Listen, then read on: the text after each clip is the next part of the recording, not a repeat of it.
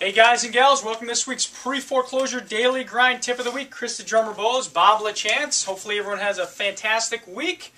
Today we're going to go over two interesting tips. One of them, I'm going to talk about Ocwen and the latest and greatest with them because they've been an absolute nightmare.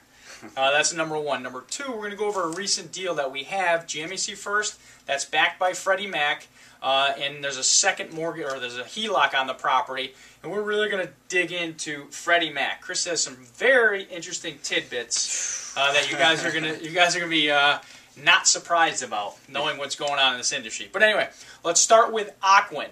Number one, we're going to talk about how to escalate a file. As many of you know or don't know, Ocwen seems to go through changes every probably 6 months, if you will. They're good to deal with. They stink to deal with. They're good to deal with. They stink to deal with. Right now, we're in the phase where they stink to deal with again. So, escalating a file. Best way to escalate a file with Ocwen, it's kind of interesting how we have to do it. Sneaky. It's kind of sneaky, and I hate to say this, but this is the best way that's been working for us lately. Have the homeowner call in and request a HAMP, the HAMP program, loan modification program.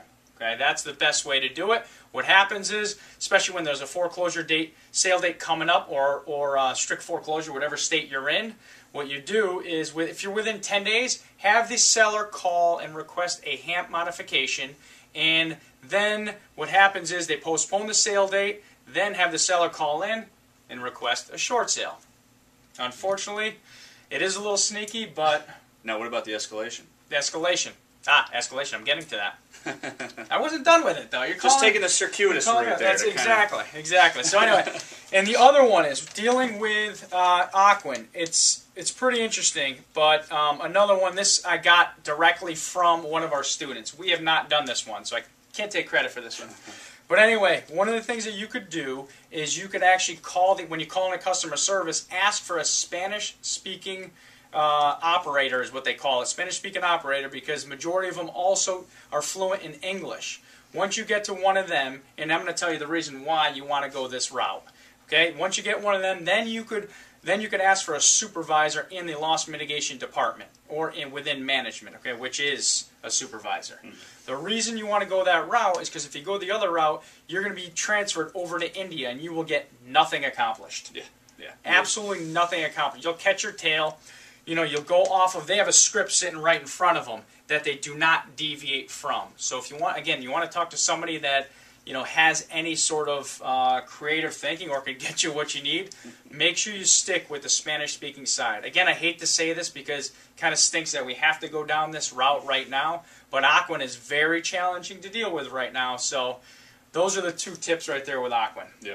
All right, now let's get into the deal we're going through. This is very interesting. Well, basically, with this one, as Bob said, the first is a Freddie-backed loan that's being serviced by GMAC. The second's a $120,000 HELOC. As I expected, the minimum that they're going to take to release their lien is 10%, or $12,000, which, as many of you probably know from previous videos of ours, is common at this point in time. And so basically, they haven't wavered. I've gone back to them a few times trying to get them to accept less, and they won't take it. Now, with GMAC, in my conversations with them, the negotiator over there has told me on a few occasions that $3,000 is all they're going to contribute to Wells Fargo, who's the second's with, and that's it. And she's also informed me that $3,000 is absolutely the most that they'll allow the second mortgage to get. And basically, so that's Freddie Mac is allowing second mortgage only $3,000, no matter how big that second mortgage or HELOC is. Right, exactly. And so basically, when I asked her about if the agents or if anyone else could contribute the difference, she basically said they could, except it can't be on the HUD, which is interesting.